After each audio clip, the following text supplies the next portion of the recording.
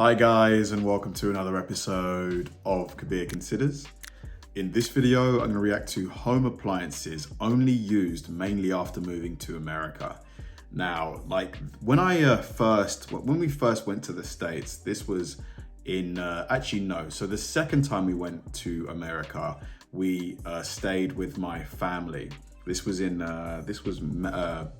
Maryland, and we stayed with my aunt and uncle.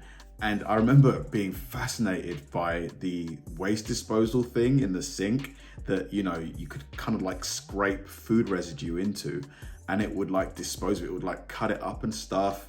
Like I was like, wow, like, is there some kind of monster in there that's eating all of this? But nope, it's just some, you know, mechanical cutting device that, you know, shreds food waste and stuff. We don't have that here. Like I've never been in a house or apartment in the UK where that exists. So there are huge differences, even though, you know, at first glance, our homes look very, very similar, you know, but there are little subtleties here and there, and sometimes they're not so subtle. Like American washing machines look really, really different. Like ours here, rectangular, that they have a circular door, you know, at the front of the machine where you then put the clothes in.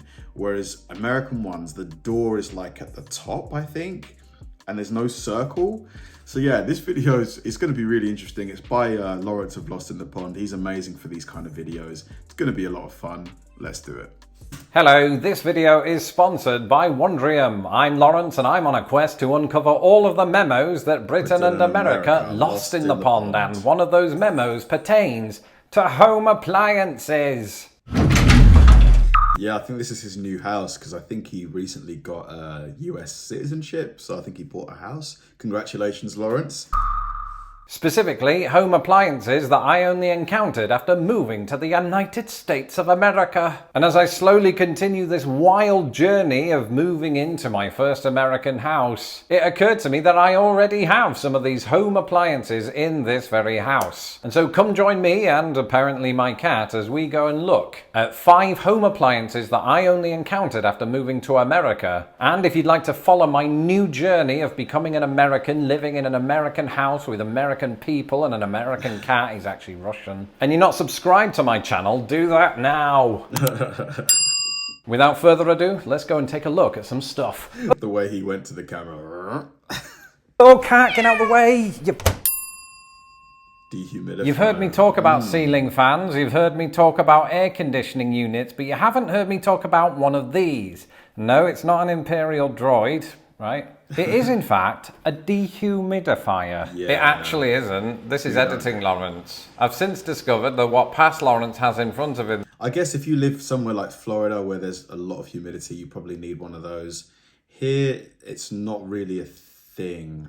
Unless it's like a really, really hot summer. It can get quite humid in London. But even then, don't really see these things. There is an air purifier. But the points that he's about to make about dehumidifiers are both salient and necessary. So for the next minute of your lives, you will pretend that the item in question is a dehumidifier. And we'll all go about our lives as if this never happened. Back to you, past Lawrence, and you might want to move the air purifier to the side so that we can see you. And it's so bloody big that you can't see me. And the reason that I haven't spoken much about dehumidifiers is that A, they're infernally dull, and 2, until recently, I didn't even know what they were. Because in Britain, for reasons that are similar as to why we don't have air conditioning units, dehumidifiers are quite rare. Now, of course, there'll be one or two British people watching going, I've got a dehumidifier. I know, my channel is not scientifically backed. But for the most part, in Britain, we don't use them. And I know they don't because I've done some really deep research on Quora.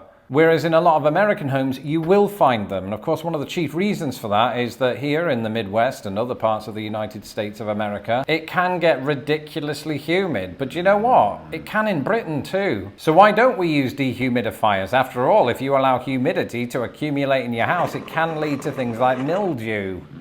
I think it's just because it happens so rarely. Like, it's happening more often now because we're getting really, really, really hot summers now, increasingly hot summers.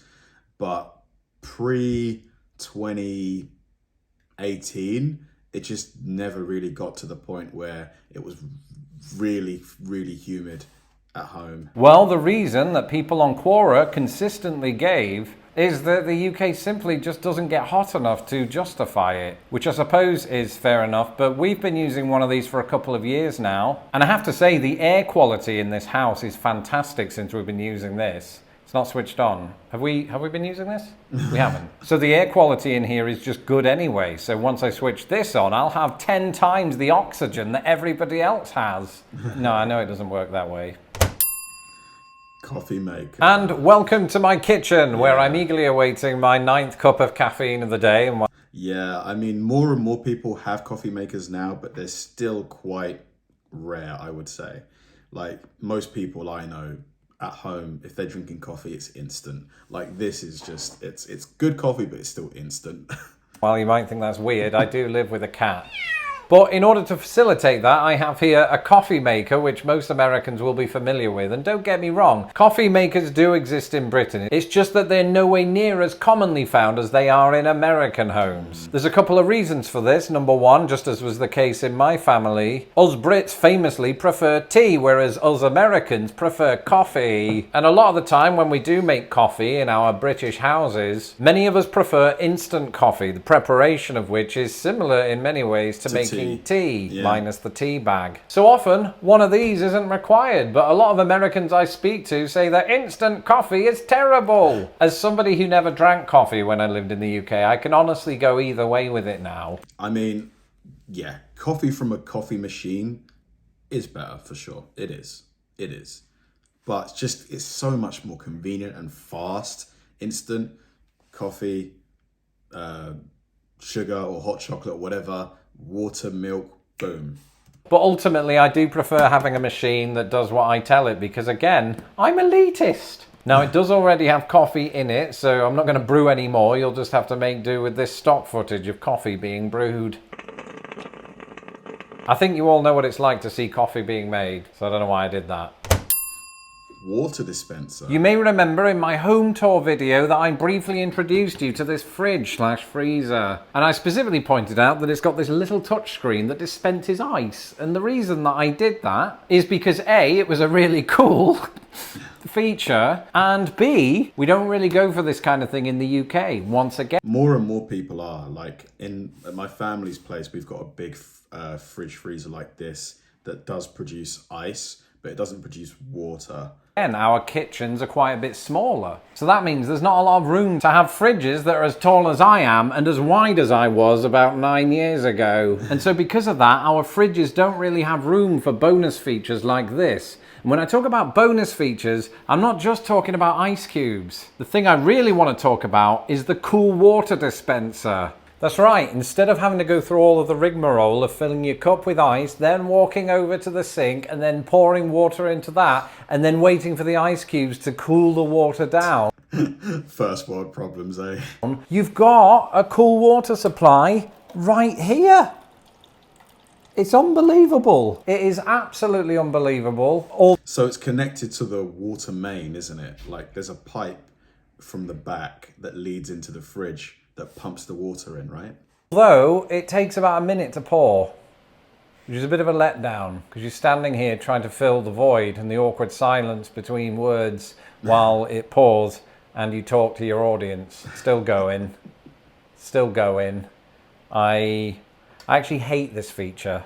One thing that my cat and I don't hate is birds, although for completely different reasons to each other. Can you remember in the old apartment when I befriended a family of mourning doves? Well, ahead of spring, I thought it'd be a great idea to learn more about birding in North America. And so this week, when I've had time in between packing boxes, you join me here in my basement, or more specifically, my laundry room. And behind me, we have this beautiful model right here, which... I wonder why the washing machines in the US tend to be this model here. You know, it might look like a futuristic toilet, but it does the opposite of a toilet and actually cleans your clothes. That wasn't an admission of any kind. And I know what you're thinking. Ooh, Lawrence, we have washing machines in Britain, you know, but just in a British accent. And yes, of course we have washing machines in Britain, but this is not just any old washing machine. This, quite specifically, is a top load. And the only time that I ever heard the word top load in the UK was a laundrette, or as they say here in the Midwest, laundromat, or as they say down in Texas. I guess it is more convenient to put the clothes into a top loading one. You could just stand up straight, open the door, pour it in. Whereas ours, you have to bend down and crouch, but it's not really that much. It's not really that huge of a difference. This washateria. But it would be very rare to find one of these top loader machines, in other words, a machine in which you put the clothes in from the top, in UK houses, and there's a very good reason for that. And that reason is that in most British houses, we actually keep our washers and our dryers, or sometimes a hybrid of the two, in our kitchen under the kitchen counter. So you can't really drop clothes into it because they just land in spilt gravy. Whereas I've seen a few of these in American homes, and this one specifically becomes the first top loader that I've ever lived with. Not in the same way that you'd live with a wife or a pet, but just... I wonder which ones are better on average at cleaning clothes. Like if there's any advantage to having a top loading one versus a front loading one. They're probably comparable, probably about the same. It's here and it's nice. And the good thing about it is it's easy to use. I've never used one, so I don't really know how it works. Not a toilet.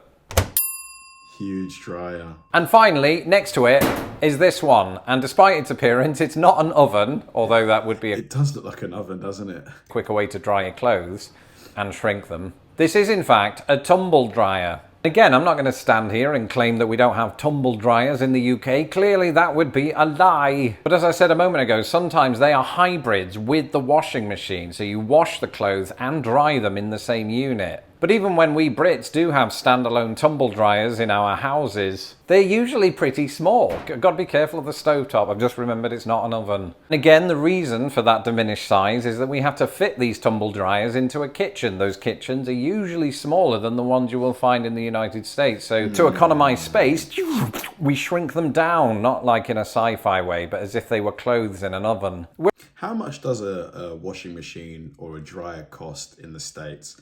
Like here, for a decent washing machine, you're paying about 250 quid for a brand new one. Decent one, 250. About the same for a dryer, maybe a little bit more. Let's say 300. Is it about the same price in the States? Whereas this absolute beast is massive. Join me now as we take a tour of the inside of my tumble dryer. It won't close. I can't close the door. It's too big. I did it. We're fine. So obviously having a house with a basement or even an add-on laundry room of any kind means that you just got all this space to be able to justify bigger units. And that is a lot of American houses. So all that being said, I'm now going to go and use my actual oven because I lost a little bit of weight last year and my clothes are too big. Thank you for watching this video and sharing. I wonder why our washing machines are different. Like, because it would just... As a company, it would make more sense to them just to manufacture the same types of machine, because to make two different separate types, you've got to like have two separate factory lines and stuff. So there's got to be another reason, I think, why the US, uses the top loading ones versus the ones we use here in Europe. And I would like to see a little test. I think after I finish this video, I'm going to watch like a comparison, like same clothes, same amount of dirt, using the American one and the UK European type washing machines, and which one does the better job. I'd love to find that out. But yeah, really interesting video. I think over time we'll probably start using more things like coffee machines and stuff like that, just because I think here I've noticed that people take their coffee more seriously now. Tea is still the dominant hot drink for sure, but every coffee shop these days has people in it. It's usually like super full. Yeah, very interesting video. Thanks for watching, guys, and I'll see you in the next one.